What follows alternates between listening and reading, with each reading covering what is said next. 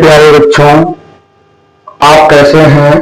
उम्मीद कर रहा हूं कि बहुत बेहतरीन होंगे और अपनी पढ़ाई कर रहे होंगे। तो जैसा कि आप जानते हैं कि इस समय हम आपको पढ़ा रहे हैं बहुलक।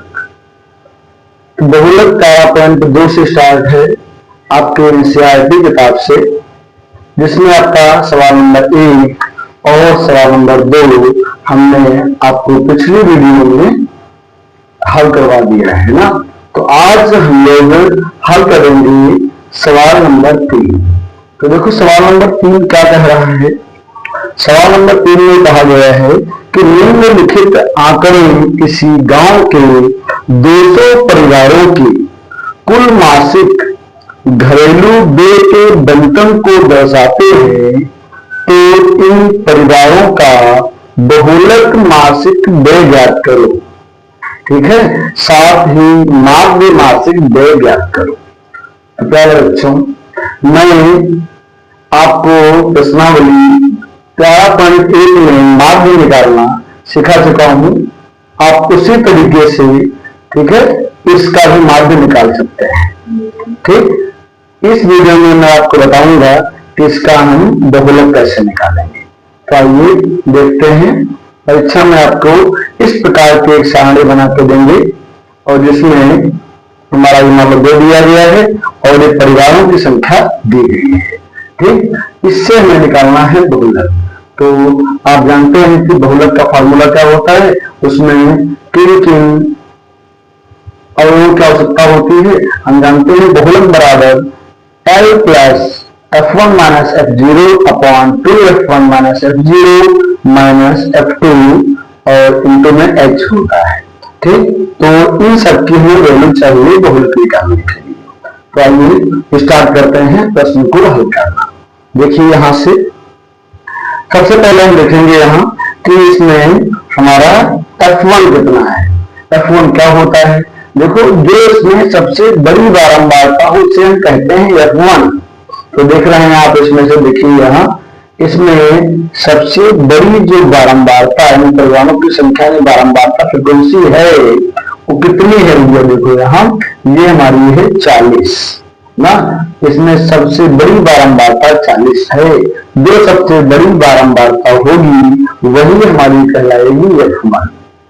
तो प्रिय छात्रों, हमारा F1 कितना मिल गया? 40। उम्मीद है इसमें कि कोई समस्या नहीं होगी आपको। अब मुझे निकालना है F0। तो देखो हमारा सबसे बड़ी वैल्यू ये है, तो ये अगर F1 है तो इसके ऊपर जो लिखा है वो F0 कहलाएगा।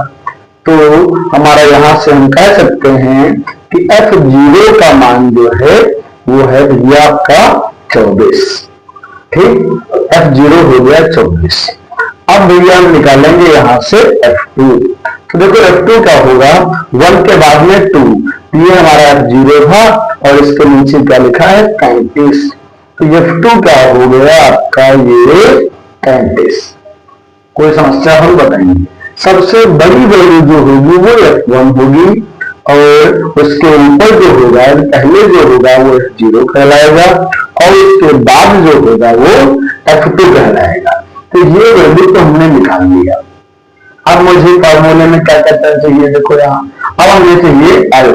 तो L कैसे निकालेंगे? देखो यहाँ, ठीक है, तो सबसे बड़ी बारंबारता आपकी यहाँ 40 थी ना, तो इसके हम सामने जाएंगे वर्गंतराल में। इन दोनों में कौन छोटा है? ये हमारा 15 से छोटा है। तो L कितना हो जाएगा? यहाँ से L की वैल्यू हो जाएगी आपकी ये 1500। ठीक, अब आपका क्या बचा? अब देखो बचा यहां से H। और H कैसे निकालते हैं? वर्ग अंतरालों के बीच के अंतर को हम H कहते हैं। तो देखो ये इनके बीच से कितने का अंतर है? इनके बीच में 1000 और 1500, अर्थात इनके बीच में जो अंतर मिला वो 500 का मिला। ठीक है, कितने का मिला? 500 का मिला। तो H कितना हो गया? 500 हो गया। समझ में आया? सबसे बड़ी वैल्यू F1, उसके पहले वैल्यू F0, उसके बाद वैल्यू F2 और F1 के सामने वर्ग अंतराल में जो छोटा होगा वो L और अंतराल के जो अंतराल है वो ठीक कितने का अंतराल चल रहा है वो h हो जाएगा। तो यहां से सभी वैल्यूज हमें मालूम हो गई। ठीक, अब आप जानते हैं हम प्रयोग करेंगे बहुलक का फार्मूला। तो देखो यहाँ आप सब लोग जानते हैं कि बहुलक का फार्मूला क्या होता है। तो देखो यहाँ जैसा कि हमने आपको पहले वीडियो में बताया है कि बहुलक बराबर L plus F1 minus F0 upon 2F1 minus F0 minus F2 गुणे में H होता है। ठीक, अब हम सारी वैल्यू जो ऊपर दी गई है यहाँ रख देंगे। ठीक है, जो जो कह रहा है उसकी वैल्यू उसके स्थान पे रखेंगे। तो देखो यहाँ L कितना है आपका 1500 है। अच्छा, तो L के स्थान पे क्या आ जाएगा 1500। ठीक, प्लस ये ब्रैकेट है तो ब्रैकेट लगा दिया। F1 कितना 40, F0 कितना हुआ आपका 24 अपॉन क्या है देखो यहाँ 2F1, तो 2 और F1 कितना है 40 माइनस लगाया हमने F0 ढूंढिए F0 ये आपका लिखा है 24 और F2 जो कि है 35 गुणे H की वैल्यू कितनी है देखो ये यहाँ से मिल गई आपको 500। तो ये हमने सब वैल्यू पुट कर दिया फार्मूले में। ठीक, ये हमने पुट कर दिया वैल्यू। अब हम इसको हल करेंगे। तो देखो ये हमारा हो गया 1500 प्लस पहले हम इसको हल कर लेंगे। 40 से घटाएंगे 24 को कितना आएगा ये हमारा मिलेगा 16। कितना आ गया हमें मिल गया यहाँ से 16। नीचे वही है 40 दूना 80 हो गया, दोनों सेम सेम जुड़ जाएंगे। कितना हो जाएगा 4 3 7 3 और 2 5 ये हो गया। गुणे में कितना लिखा है 500। कितना हो गया 500। अब क्या करेंगे देखो इसको और आगे बढ़ेंगे तो ये लिख लेंगे इसको डाल लेंगे 1500 प्लस ऊपर हमारा 1600 है। अब नीचे कितना बचेगा 80 से गया सब कॉमन तो यहाँ हमारा बच जाएगा 22। कितना आ जाएगा नहीं 22 में 23 आएगा ना। ठीक, क्योंकि यहाँ पे इसमें डालेंगे 3 तो हो जाएगा 60 70 80। हाँ, तो हमारा ये 23 आ गया। गुणे में कितना है ये आपका ये 500 हो गया गुणे में। अब हम इसका गुणा कराएंगे तो देखो कितना आएगा। ठीक है, 16 पंचे 80 तो ये हमारा हो गया 16 पंचे 80 हुए और 2 जीरो इसके हैं तो 2 जीरो इसको डाल लिए। अब तो हो गया आपका 8000 और बटे में क्या लिखा है 23 हो गया। तो यहाँ से 1500 प्लस अब हम भाग करेंगे 8000 को 23 से तो कितना आएगा देखो भाग कर लेते हैं 8000 को हम 23 से।